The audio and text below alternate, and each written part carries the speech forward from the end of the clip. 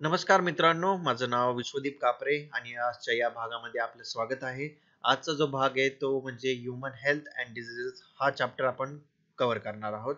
या चॅप्टर मध्ये मित्रांनो बेसिकली ह्यूमन्स मध्ये जी हेल्थ असते, mental health as well as physical health. Physical health मध्ये जे काही व्हायरसेस, बॅक्टेरिया, फंगाय हे सगळे जे पॅथोजन्स असतात जे ह्यूमन्स वरती अटॅक करतात, हे अटॅक करण्यासाठी त्यांचे काय काय सिम्पटम्स बघायला मिळतात आणि ते प्रिव्हेंट कसे केले जातात, त्यावरती वेगवेगळे डायग्नोसिस, ट्रीटमेंट काय आहे, हे सगळे गोष्टी आपण जाणून घेणार आहोत. दुसरी गोष्ट म्हणजे ह्यूमन्स मध्ये इम्युनिटी जी असते, म्हणजे जे सेल्स इन्व्हॉल्ड असतात, जे हे सगळे बॅक्टेरिया, पॅथोजन्सला किल करतात किंवा प्रिव्हेंट करतात ह्यूमन्स वरती ग्रो होण्यापासून, हे सगळे जे इम्युनिटी आपण जाणून घेणार आहोत या भागामध्ये. मित्रांनो, आता आपण हेल्थ पहिलं डिफाईन करूया. हेल्थ म्हणजे काय आहे? हेल्थ म्हणजे जस्ट रोगराई मुक्त असलेला मनुष्य नव्हे, तर एक मनुष्य जो मानसिक पद्धतीने म्हणजे हेल्थ ऑफ मेंटल हेल्थ त्याची. दुसरी गोष्ट म्हणजे कंप्लीट फिजिकल म्हणजे शारीरिक पद्धतीने आणि सोशल पद्धतीने म्हणजे सामाजिक पद्धतीने परिपूर्ण आहे. तर त्या कंडिशनला किंवा त्या स्थितीला हेल्थ म्हणलं जातं. आता मित्रांनो, ही जी हेल्थ आहे ही प्रत्येक मानवाची, प्रत्येक मनुष्याची बर्थ राईट आहे. म्हणजे प्रत्येक मानवाला, प्रत्येक मनुष्याला हेल्दी राहणं, क्लीन राहणं आणि स्वस्थ राहणं हा त्याचा हक्क आहे. आणि मित्रांनो, जर एका मानवाची हेल्थ चांगली असेल, एका कंडिशन स्टेट मध्ये असेल, तर ही सेल्युलर लेवलवरती म्हणजे पेशीच्या लेवलवरती सुद्धा एफिशियन्सी दाखवते. ती म्हणजे मेटाबॉलिक आणि फंक्शनल जे गोष्टी घडत असतात, वेगवेगळ्या ज्या रिॲक्शन होत असतात, वेगवेगळ्या ऑर्गन्सला वेगवेगळे न्यूट्रियन्स जे पोचवले जातात, हे सगळे सुरळीत चालत असतात. आता मित्रांनो, ही जर हेल्थ आपल्याला चांगली मेंटेन ठेवायची असेल, तर स्वच्छता म्हणजे हायजीन पुढे येतं. म्हणजे स्वच्छता असेल तर हेल्थ चांगली असेल. आणि एक चांगली हेल्थ जर मानवाला ठेवायची असेल तर काही पथ्य पाळावे लागतात. ते म्हणजे बॅलन्स डाएट. म्हणजे वेगवेगळे जे न्यूट्रिशन आपल्याला गरजेचे असतात ह्यूमन्सला, ते अन्नाच्या द्वारे त्याला घ्यावे लागतात. दुसरी गोष्ट म्हणजे चांगलं आणि स्वच्छ पाणी पिण्याची सवय लागली पाहिजे मानवाला. जर चांगलं आणि स्वच्छ पाणी पिले तर वेगवेगळे जे रोगराई जे पाण्याद्वारे पसरत असतात ते होणार नाही. दुसरी गोष्ट म्हणजे कम्युनिटी हायजीन. म्हणजे ज्या कम्युनिटीमध्ये मानव राहतो, ज्या ग्रुपमध्ये राहतो, ती कम्युनिटी क्लीन असली पाहिजे, स्वच्छ राहिली असली पाहिजे. रेग्युलर फिजिकल एक्सरसाइज केली पाहिजे. मग वेगवेगळे जे रोगराई होतात, तुम्हाला आता सध्या माहिती आहे की कोविड-19 ची सिच्युएशन चालू आहे. तर या सिच्युएशन मध्ये सोशल डिस्टन्सिंग मेंटेन ठेवणे, मास्क लावणे, हे सगळ्या जर गोष्टी पाळल्या तर ह्यूमनची जी हेल्थ आहे ती चांगली राहू शकते. मित्रांनो, मानवाला रोजच्या जीवनामध्ये वेगवेगळ्या बॅक्टेरियाशी, व्हायरसशी, फंगायशी, वेगवेगळे हे जे पॅथोजन्स असतात यांच्या सामोरे जावं लागतं. आणि हे जे सगळे पॅथोजन्स आहेत, यांमध्ये क्षमता असते डिझीज कॉज करण्याची. म्हणजे मानवामध्ये रोग हे उत्पन्न करू शकतात. ते मानवाच्या शरीरामध्ये, पेशींमध्ये जगू शकतात. त्यामध्ये ते ॲज अ अन्न, त्यांचं जे न्यूट्रिशन आहे ते मानवाच्या फ्लेश वरती, सेल्स द्वारे ते घेऊ शकतात. त्यामध्ये क्षमता असते आणि त्याचं रूपांतर एका रोगामध्ये होऊ शकतं. तर मानवाने एव्होल्युशन मध्ये काही अशी प्रतिकार शक्ती उत्पन्न केली आहे, ज्याला इम्युनिटी किंवा इम्युन सिस्टीम असं म्हणलं जातं. ज्यामध्ये मानव हे सगळे जे पॅथोजन्स आहे त्याला रेजिस्ट करणे म्हणजे प्रतिबंध करणे आणि त्यांचा प्रतिकार करणे, हे सगळ्या गोष्टी त्याला माहीत असतात. आणि हे जी सिस्टीम आहे, जी हे सगळ्या गोष्टी प्रतिकार करतो किंवा प्रतिबंध करतो, ह्याला इम्युन सिस्टीम असं म्हणलं जातं. मित्रांनो, आता आपण इम्युनिटी बघूया. इम्युनिटी काय आहे? इम्युनिटी जर ट्रेडिशनली बघितलं तर हा एक रेजिस्टन्स आहे किंवा एक प्रतिकार क्षमता आहे कुठल्याही ऑर्गॅनिझमची अगेन्स्ट पॅथोजन्स. आता पॅथोजन्स काय असतात मित्रांनो? पॅथोजन्स हा बॅक्टेरिया असू शकतो, हा व्हायरस असू शकतो, किंवा हा फंगाय असू शकतो, किंवा वेगवेगळे प्रोटिस्ट असू शकतात, जे मानवामध्ये रोग उत्पन्न करतात. हा जो पॅथोजन आहे ह्याच्या अगेन्स्ट जी प्रतिकारक क्षमता आहे त्याला इम्युनिटी असं डिफाईन केलं जातं. पण हा पुढे जाऊन ह्याचं डेफिनेशन वेगळं झालं. पण मित्रांनो, हा जो प्रोटेक्शन अगेन्स्ट इन्फेक्शन आहे, जी प्रतिकारक क्षमता आहे मानवाची against certain kind of viruses, bacteria किंवा पॅथोजन, हा एक छोटासा भाग आहे इम्यून रिस्पॉन्सचा. म्हणजे इम्यून रिस्पॉन्स ही एक अशी गोष्ट आहे ज्यामध्ये जेव्हा एक फॉरेन मटेरियल किंवा अँटीजन किंवा पॅथोजन जेव्हा एका शरीरावरती अटॅक करतो, तो अटॅक झाल्यामध्ये त्याच्यामध्ये फिजिकल बदल जे होतात, फिजिकल परिवर्तन जे होतात, त्याला इम्यून रिस्पॉन्स असं मानलं जातं. आता इम्युनिटी बघितलं तर इम्युनिटीचा डायरेक्ट अर्थ होतो फ्रीडम. फ्रीडम म्हणजे स्वतंत्रता. स्वतंत्रता अगेन्स्ट वेगवेगळे व्हायरसेस, बॅक्टेरियाज, फंगाय. जर इम्युनिटी जर तुम्ही बघितला, हा जो कन्सेप्ट आहे सर्वात पहिल्यांदा एडवर्ड जेनरनी डेव्हलप केला होता किंवा डिस्कवर केला होता. एडवर्ड जेनर हा एक सायंटिस्ट होता ज्यांनी सर्वात पहिल्यांदा वॅक्सिन डेव्हलप केली होती, वॅक्सिन अगेन्स्ट स्मॉल पॉक्स.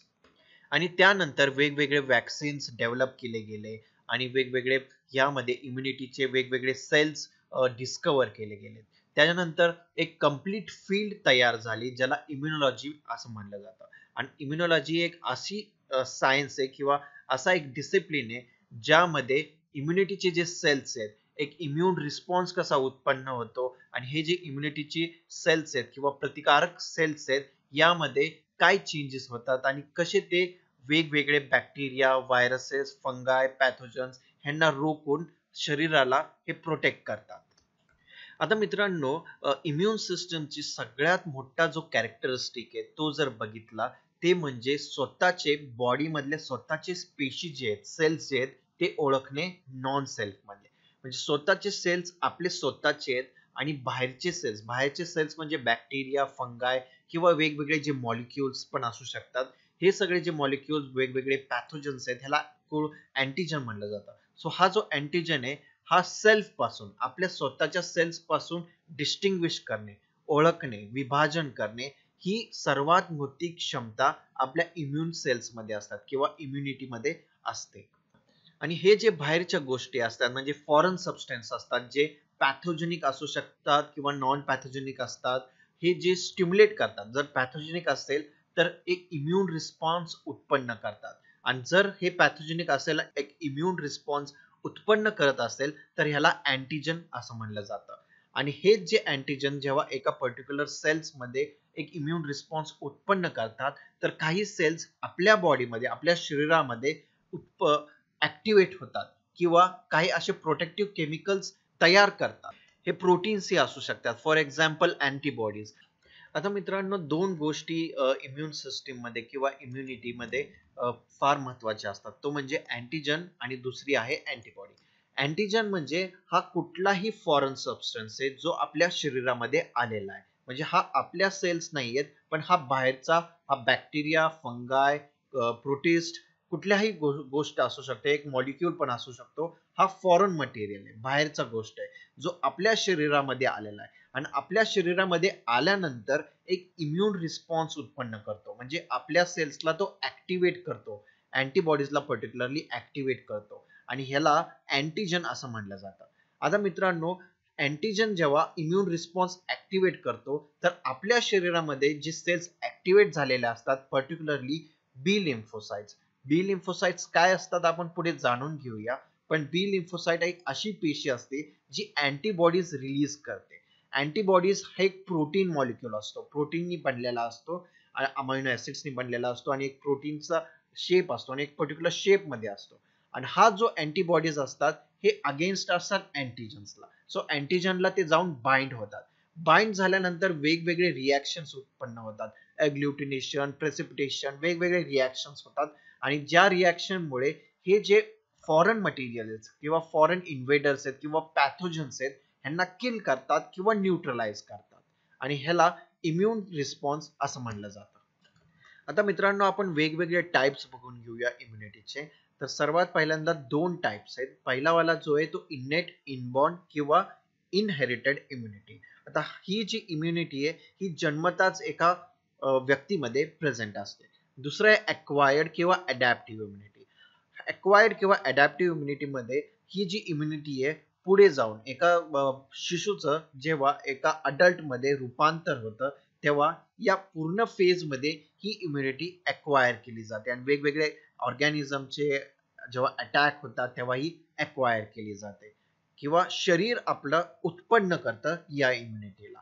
पहिला आहे जो इन्नेट इम्युनिटी. इन्नेट इम्युनिटी हा एक नॉन स्पेसिफिक आहे, म्हणजे वेगवेगळे ऑर्गॅनिझम पॅथोजन्स जे असतात जे ह्युमन्स वरती अटॅक करतात, हे ते सगळ्या ऑर्गॅनिझमला एका प्रकारे प्रिव्हेंट करत असतं किंवा एक प्रतिकार करत असतं किंवा एक प्रतिबंधक क्षमता त्यामध्ये असते आणि ह्याला इन्नेट इम्युनिटी म्हटलं जातं आणि हा एक नॉन स्पेसिफिक आहे. आता मित्रांनो, इन्नेट इम्युनिटी जी आहे ही इनबॉर्न आहे, म्हणजे ही जन्मताच प्रेझेंट असते आणि ही फर्स्ट लाईन ऑफ डिफेन्स असंही मानलं जातं. म्हणजे जेव्हा पण कुठलाही ॲथोजन किंवा बाहेरचे जे ऑर्गॅनिझम आहे अटॅक करणार असतात, हा पहिला बॅरियर आहे. म्हणजे वेगवेगळे अडथळे असतात निर्माण करत असते. आपली जी बॉडी आहे, आपल्या बॉडीमध्ये काही आर्मीज असतात जे वेगवेगळे अडथळे निर्माण करत असतात वेगवेगळ्या पॅथोजन्ससाठी. पहिला जो बॅरियर आहे, फर्स्ट लाईन ऑफ डिफेन्स, म्हणजे एपिथेलियल सरफेस, जो की इन्नेट इम्युनिटीचा भाग आहे. एपिथेलियल सरफेस म्हणजे दोन गोष्टी असतात. पहिला जो आहे तो इंटॅक्ट स्किन आणि दुसरा म्युकस कव्हरिंग. आपण एक एक करून हे जाणून घेऊया. एपिथेलियल स्किन, आता आपल्याला मित्रांनो माहिती आहे की आपली जी स्किन आहे ही टफ असते, जाड असते आणि त्याच्यामधनं आपले जे पॅथोजन्स असतात, बाहेरचे जे पॅथोजन्स असतात, व्हायरसेस असो, फंगाय असो, बॅक्टेरिया असो, हे पेनिट्रेट करू नाही शकत. दुसरी गोष्ट म्हणजे आपले रेस्पिरेटरी ट्रॅक मध्ये जी ओपनिंग आहे, जी बाहेरच्या बाजूला ओपन झालेली असते, सो त्याची जी लाइनिंग आहे तिथे जे एपिथेलियल सेल्स असतात, सगळ्या एपिथेलियल सेल्स विषयी बोलू आपण. ती जी लाइनिंग आहे त्यातले जे एपिथेलियल सेल्स असतात ते म्युकस सिक्रिशन करत असतात. सो म्युकस हा एक असा चिकट पदार्थ असतो जे बॅक्टेरिया आपण इनहेल केलेले असतात, श्वासातनं आपण घेतलेले असतात आतमध्ये, ते तिकडे ट्रॅप केले जातात आणि ट्रॅप करून तिथे मारले जातात. दुसरी गोष्ट, जेव्हा आपण श्वास इनहेल करतो तर आपल्या नाकामध्ये असे हेअर्स असतात, हेअर फॉलिकल्स असतात, जे हे डस्ट पार्टिकल्स किंवा बॅक्टेरिया, फंगस, हे non specific first of all immunity आहे, म्हणून यामध्ये कुठलाही स्पेसिफिक ऑर्गॅनिझम डिटेक्ट केला नाही जात, स्पेसिफिक पॅथोजन डिटेक्ट केला नाही जात. सगळे जे बॅक्टेरिया, फंगस, हे सगळ्या गोष्टी ट्रॅप केले जातात, हेअर फॉलिकल्स ट्रॅप करतात आणि जेव्हा पण हे फॅरिंग्स मध्ये अडकले जातात आणि फॅरिंग्स मध्ये अडकल्यानंतर आपण जेव्हा शिंकतो तेव्हा सगळ्या गोष्टी बाहेर पडतात. आता मित्रांनो, काही असे बॅक्टेरिया असतात, फंगस असतात जे आपल्या स्किन वरती पण जगू शकतात, पण त्यासाठी सुद्धा आपले इन्नेट इम्युनिटीने अजून एक बॅरियर निर्माण केलाय. तो म्हणजे आपली जी स्किन आहे ती सॉल्ट सिक्रीट करत असते, म्हणजे घाम जो म्हणतो आपण, स्वेट जो म्हणतो, तो सिक्रीट करत राहतात आणि तो सिक्रीट केल्यामध्ये त्यामध्ये सेबेशियस ग्लँड्स असतात हेअर फॉलिकल्स मध्ये, ते सॉल्ट सिक्रीट करत असतात आणि एक ऍसिडिक एन्व्हायरमेंट निर्माण करतात आपल्या स्किन वरती, ज्यामुळे हे जे बॅक्टेरिया असेल, फंगस असेल, कुठलाही पॅथोजन असेल, तो सर्व्हाइव्ह होऊ नाही शकत. दुसरा आहे आपल्या माउथ मध्ये. आता माउथ मध्ये, आपल्या तोंडामध्ये आपण बघतो की आपण कॉन्स्टंटली सलायवा सिक्रीट करत असतो. मित्रांनो, सलायवा हा एक अगेन मायक्रो ऑर्गॅनिझम्सला, वेगवेगळे मायक्रो ऑर्गॅनिझम पॅथोजन्सला किल करत असतात, त्यांना जगून देत नाही आपल्या तोंडामध्ये. सो अजून एक सिक्रिशन, अजून एक बॅरियर जो इन्नेट इम्युनिटीचा आहे तो म्हणजे सलायवा. आणि त्यातनं पण, सलायवा मधनं पण काही ऑर्गॅनिझम जर सर्व्हाइव्ह झाले आणि अन्नाद्वारे पोटात गेले आपल्या स्टमक मध्ये, तर स्टमक मधली जी लाइनिंग असते ती पण एक एपिथेलियल सेल्स असतात आणि हे epithelial cells gastric acid produce करतात आणि हा जो गॅस्ट्रिक ऍसिड आहे हे बॅक्टेरियाला इन्स्टंटली डिस्ट्रॉय करतात, ऍसिडिक एन्व्हायरमेंट मध्ये त्यांना मारून टाकतात. आता मित्रांनो, दुसरा आहे अँटी मायक्रोबियल सबस्टन्सेस, जे आपल्या ब्लड मध्ये किंवा टिश्यूज मध्ये प्रेझेंट असतात. आता मित्रांनो, कॉम्प्लिमेंट सिस्टीम ही 30 वेगवेगळ्या सिरम प्रोटीन्सने, 30 डिफरंट सिरम प्रोटीन्सनी बनलेलं असतात आणि हे जे 30 डिफरंट सिरम प्रोटीन्स हे इनएक्टिव्ह स्टेट मध्ये आपल्या ब्लड मध्ये फ्लो करत असतात आणि जेव्हा पण एक मायक्रोबियल पॅथोजन किंवा बॅक्टेरिया, व्हायरसेस, फंगाय, कुठलाही पॅथोजन बाहेरनं ब्लड मध्ये आला तर हे जे कॉम्प्लिमेंट सिस्टीम आहे हा ऍक्टिव्हेट होतो आणि हा ऍक्टिव्हेट झाल्यामुळे हा तुरंत जे काय मायक्रोब्स तिकडे आलेले आहेत त्यांना किल करून टाकतो. याचंच एक उत्तम उदाहरण म्हणजे कुठलाही व्हायरस इन्फेक्टेड सेल असेल मित्रांनो, तर तो इंटरफेरॉन रिलीज करतो. इंटरफेरॉन हा एक सायटोकाईन आहे, एक सोल्युबल प्रोटीन आहे, जो ब्लड मध्ये सिक्रीट केल्यामुळे आजूबाजूचे जे सेल्स असतात त्यांना असं कळतं की आता व्हायरसचा अटॅक झालाय आणि व्हायरसचा अटॅक झालाय असं त्यांना कळाल्यानंतर ते स्वतःची जी मशिनरी आहे ती बंद करून टाकतात आणि बाहेरचे जे मॉलिक्युल्स आहे आतमध्ये घेत नाही आणि ते स्वतःला या व्हायरसच्या खिलाफ लढण्यासाठी तयार करतात. आता मित्रांनो, कोविड-19 तुम्हाला माहिती आहे, कोविड-19चा जो व्हायरस आहे सार्स सीओव्ही कोविड-19, हा व्हायरस जेव्हा एका सेलला इन्फेक्ट करतो तेव्हा हा जो इंटरफेरॉन आहे हा रिलीज करून देत नाही आणि हा जो इंटरफेरॉन रिलीज नाही झाला तर आजूबाजूचे जे सेल्स असतात त्यांना कळत नाही की व्हायरसचा अटॅक झालाय म्हणून. सो कोविड-19 हा मेजर हर्डल आहे इंटरफेरॉनला न रिलीज करता आपली जी इम्युनिटी आहे ती डाऊन करणे. तिसरी गोष्ट म्हणजे cellular factors in innate immunity. आता मित्रांनो, सेल्युलर फॅक्टर्स म्हणजे सेल्स जे प्रेझेंट असतात इनेट इम्युनिटी मध्ये, जे कॉन्स्टंटली ब्लड मधनं फ्लो करत असतात आणि जेव्हा पण या सेल्सला असं कळतं की पॅथोजनचा अटॅक झालाय तर त्या साईट वरती ते जातात आणि तो जो पॅथोजन आहे त्याला इनगल्फ करतात. याचं एक उत्तम उदाहरण म्हणजे फॅगोसाइटिक सेल्स. आता मित्रांनो, फॅगोसाइटिक सेल्स असे सेल्स असतात जे बनलेले असतात म्हणजे ज्या ग्रुपमध्ये मायक्रोफाजेस आणि मॅक्रोफाजेसचे सेल्स असतात. मॅक्रोफाजेस आणि मायक्रोफाजेस असे सेल्स असतात मित्रांनो, जे डायरेक्टली जे इन्फेक्टेड सेल असेल किंवा बॅक्टेरिया असेल किंवा फंगाय असेल किंवा व्हायरस असेल त्यांना एनगल्फ करतो, म्हणजे त्यांना खाऊन टाकतो. हे जे सेल्स असतात हा मेन डिफेन्स सिस्टीम असतात इनेट इम्युनिटीचे आणि हे नॉन स्पेसिफिक असतात. फक्त त्यांना कळलं की हा एक बॅक्टेरिया आहे जो की आपल्या बॉडी मधला नाहीये, फॉरेन पार्टिकल आहे, ते त्याला गिळून टाकतात. नो मॅटर की तो कुठला बॅक्टेरिया आहे का फंगस आहे किंवा स्पेसिफिक आहे. हा नॉन स्पेसिफिक मॅक्रोफाज असल्यामुळे तो त्यांना डायरेक्टली खाऊन टाकतो. आणि मित्रांनो, मॅक्रोफाजला कसं कळतं की हा फॉरेन पार्टिकल आहे, त्यामध्ये एक्वायर्ड इम्युनिटी येते. एक्वायर्ड इम्युनिटी मधले जे सेल्स असतात, for example T lymphocytes, B lymphocytes, हे त्यांना कळवून देतात की हा फॉरेन पार्टिकल आहे आणि ते तिकडे जाऊन खाऊन टाकतात.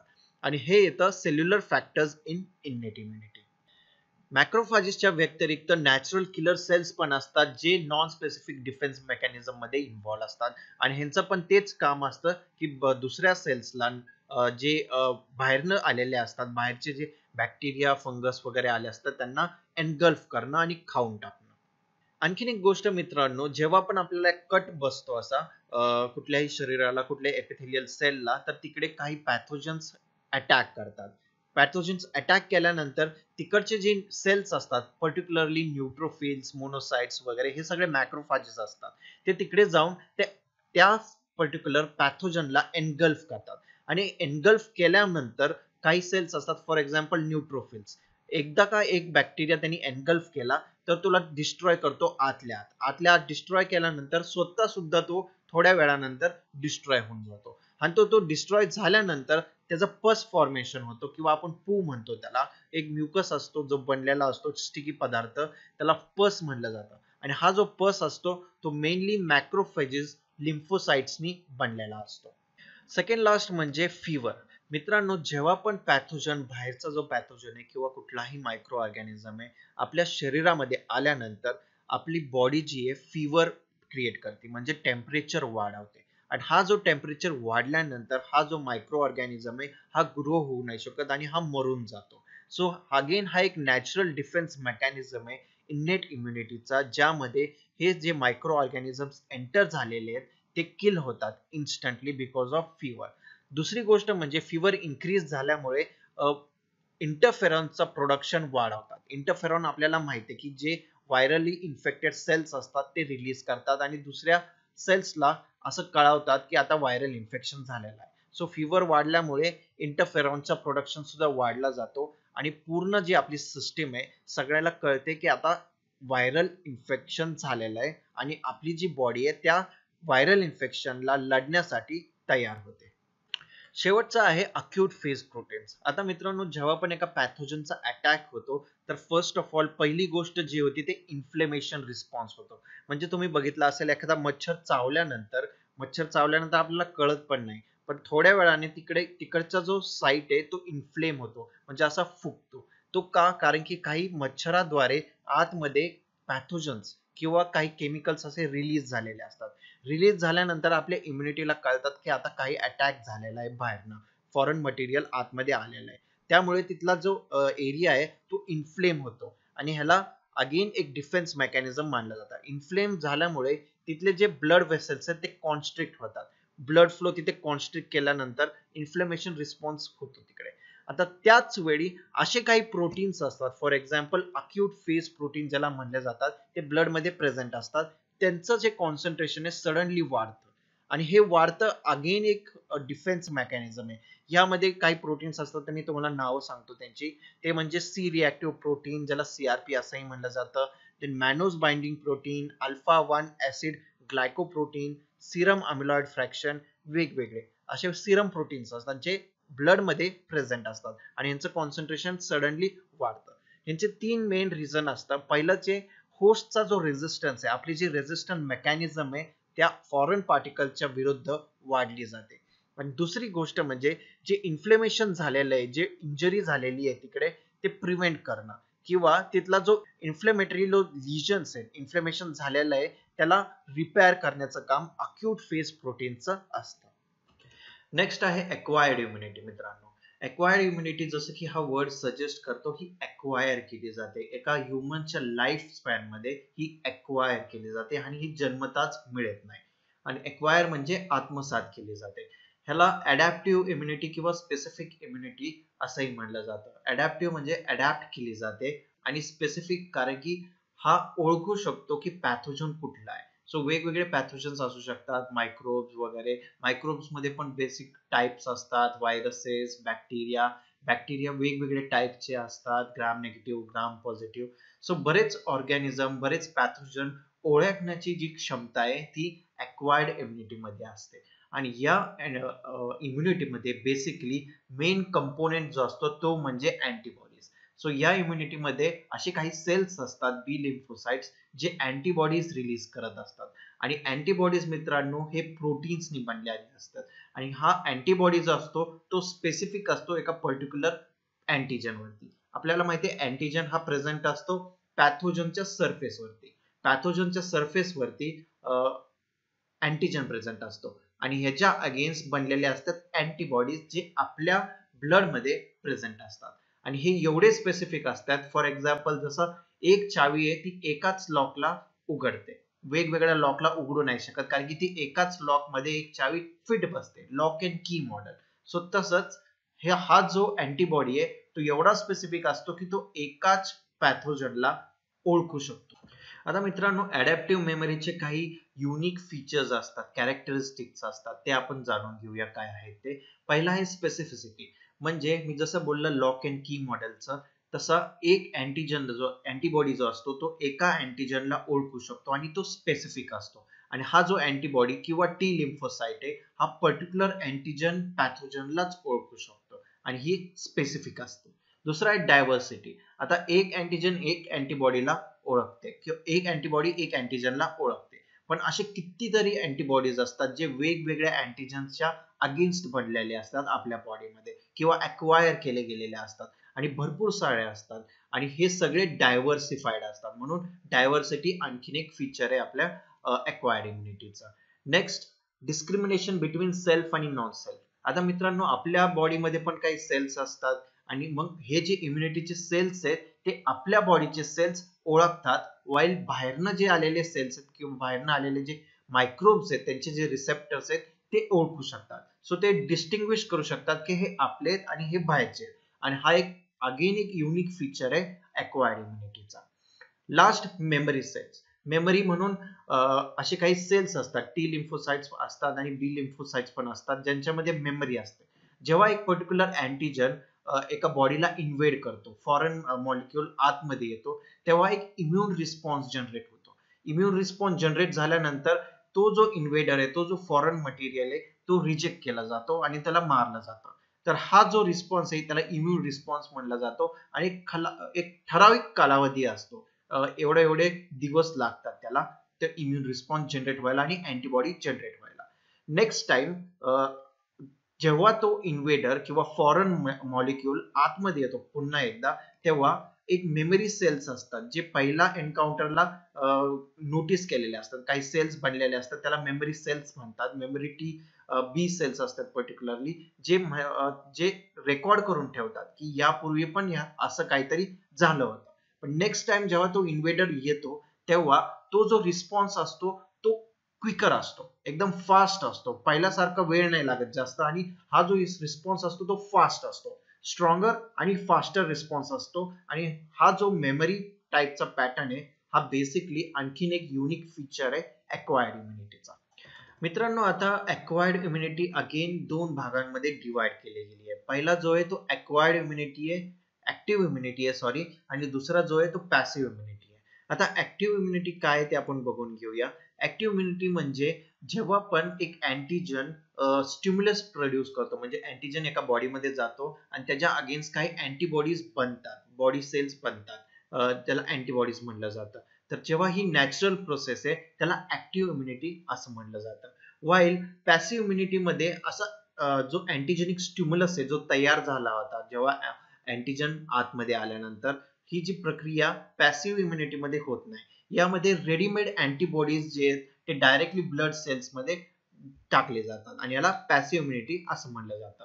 आता ऍक्टिव्ह इम्युनिटी अगेन दोन भागांमध्ये डिवाइड केली आहे, एक नॅचरल आणि दुसरी आर्टिफिशियल. नॅचरल अक्वायर्ड इम्युनिटी म्हणजे जेव्हा पण एक नॅचरल इन्फेक्शन होतं, फॉर एक्झाम्पल मीझल्स किंवा गोवर किंवा कुठलाही असा रोग होतो जेव्हा एक अँटीजेनिक स्टिम्युलस प्रोड्यूस होतं आणि त्याच्यानंतर एक अँटीबॉडीज बॉडी आपले बनवतात, तेव्हा नॅचरल अक्वायर्ड ऍक्टिव्ह इम्युनिटी असं म्हणलं जातं. आता यामध्ये एक्झाम्पल बघितलं तर मीझल्स या प्रकारच्या इम्युनिटीमध्ये जी इम्युनिटी राहते ती लॉंग लास्टिंग असते. म्हणजे एकदा गोवर झालं एका माणसाला तर पुढं आयुष्यामध्ये त्याला कधीच होणार नाही.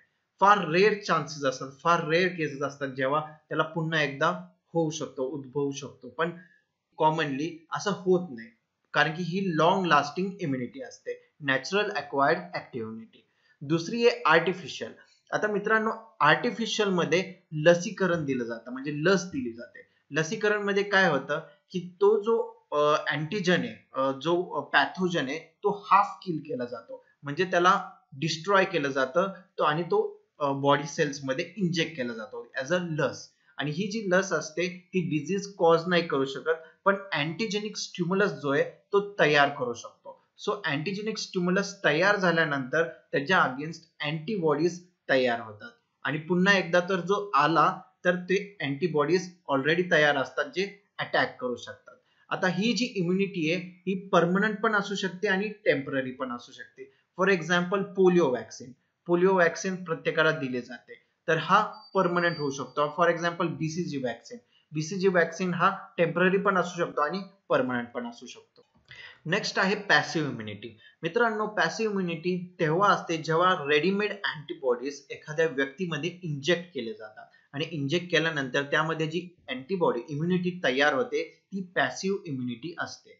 आता मित्रांनो, पॅसिव्ह इम्युनिटी मध्ये बॉडी सेल जे असतात ऍक्टिव्ह स्टिम्युलस जनरेट होत नाही. ऍक्टिव्ह स्टिम्युलस जनरेट नाही झाला म्हणून बॉडी स्वतः अँटीबॉडीज तयार करत नाही, पण त्यांना पॅसिव्हली म्हणजे दुसऱ्यांच्या ह्याच्यातनं इंजेक्ट करून स्वतःच्या बॉडीमध्ये मिळालेल्या असतात. आणि जनरली यामध्ये मेमरी सेल्स नसतात, म्हणजे हे फक्त अँटीबॉडीज असतात जे शॉर्ट लिव्ड असतात. ते अँटीबॉडीज मेल्यानंतर ती जी इम्युनिटी मिळालेली असते ती पण इम्युनिटी नाहीशी होते. आता पॅसिव्ह इम्युनिटी अगेन दोन टाईपचे आहेत, नॅचरल आणि आर्टिफिशियल. नॅचरल मध्ये मित्रांनो तुम्हाला माहितीच असेल, बिफोर बर्थ जेव्हा एक शिशु एका गर्भामध्ये असतो तेव्हा त्याला प्लॅसेंटा थ्रू आईपासून त्याच्या अँटीबॉडीज सिक्रेट केले जातात, अँटीबॉडीज पास केले जातात प्लॅसेंटा थ्रू, आणि त्या शिशुला मिळाले जातात. सो त्या शिशुचं रोगराईपासून होणारं जे बचाव आहे, जे प्रोटेक्शन आहे ती आई देत असते. सो आई त्याला अँटीबॉडीज देत असते, आणि त्या शिशुचा एकदा जन्म सुद्धा झाला तर मिल्क थ्रू त्या बाळाला हे सगळे अँटीबॉडीज मिळत असतात, आणि हे सगळे अँटीबॉडीज त्याला प्रोटेक्ट करत असतात, त्या बाळाचं संरक्षण करत असतात, आणि अगेन शॉर्ट लिव्ड असतात. दुसरे आर्टिफिशियल इम्युनिटी. आता मित्रांनो, आर्टिफिशियल इम्युनिटी मध्ये ह्यूमन्स, एखाद्या ह्यूमन्स मध्ये किंवा ॲनिमल्स मध्ये हे अँटीबॉडीज जनरेट केले जातात ब्लड पासून. हे जनरेट केल्यानंतर हे पुन्हा ह्यूमन्स मध्ये इंजेक्ट केले जातात, त्याला आर्टिफिशियल अक्वायर्ड पॅसिव्ह इम्युनिटी म्हणलं जातं. फॉर एक्झाम्पल, अँटीबॉडीज जे तयार होतात हायपर इम्युनाइज्ड हॉर्स पासून. हॉर्स मध्ये जेव्हा अँटीबॉडीज तयार केले जातात त्यामध्ये जेव्हा एक अँटीजन दिला जातो आणि ते अँटीबॉडीज अक्वायर केले जातात आणि पुन्हा एकदा ह्यूमन्स मध्ये इंजेक्ट केले जातात, तेव्हा ह्याला आर्टिफिशियल अक्वायर्ड पॅसिव्ह इम्युनिटी असं म्हणलं जातं. आणि पुन्हा एकदा हा सुद्धा शॉर्ट लिव्ड असतो, जेव्हा antibodies मेल्यानंतर त्यामध्ये जी immunity असते ती नाहीशी होते.